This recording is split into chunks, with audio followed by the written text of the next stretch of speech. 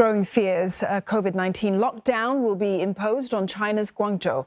The city has shut schools and is tightening travel curbs to keep the virus at bay. Guangdong provincial authorities appear to be taking no chances after infections surged in Shanghai, triggering a crippling lockdown. But they've only seen a few dozen cases in the past 24 hours, compared to more than 26,000 in the financial hub. CNA's Lo Min with this report. 3 cases were detected in Guangzhou on Friday, prompting the city to carry out mass testing for over 19 million residents in all 11 districts of the city over the weekend. The tests unveiled over 20 cases, prompting local officials to take swift action. It has asked all residents not to leave the city unnecessarily, while primary and secondary schools will conduct classes online starting Monday. All the fresh vegetables are gone. There's a little bit of tofu.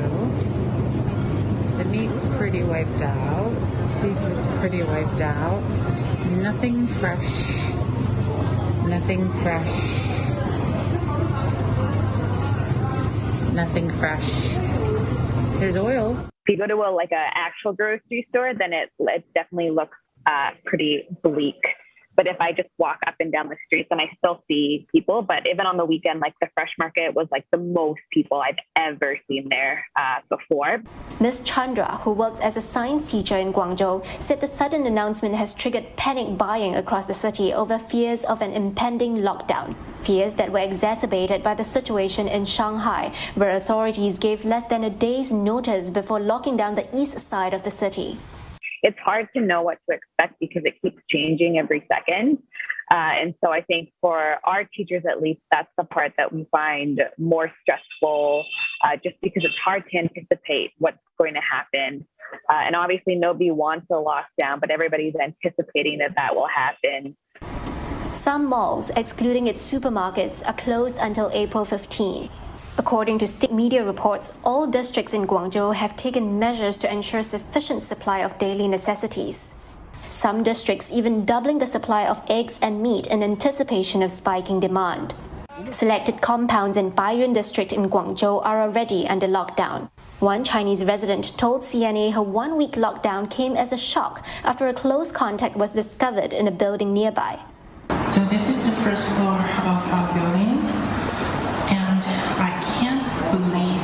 They locked us out. So no one informed us in advance, and no one told us anything about stocking food or whatever. It just kind of happened right away, and we were not prepared. Guangzhou health authorities indicated that the small number of cases could be just the tip of an iceberg, given the high transmissibility of the Omicron variant.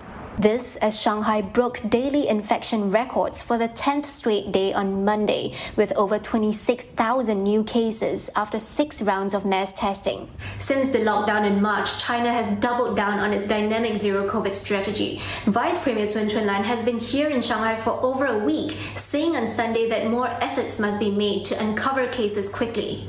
Over the weekend, China's foreign ministry defended its measures to curb the outbreak, expressing displeasure with the U.S. over what it calls groundless accusation of Chinese pandemic policies after the U.S. State Department announced its consulate staff in Shanghai can leave the country by means of authorized evacuation. Lo Min, CNA, Shanghai.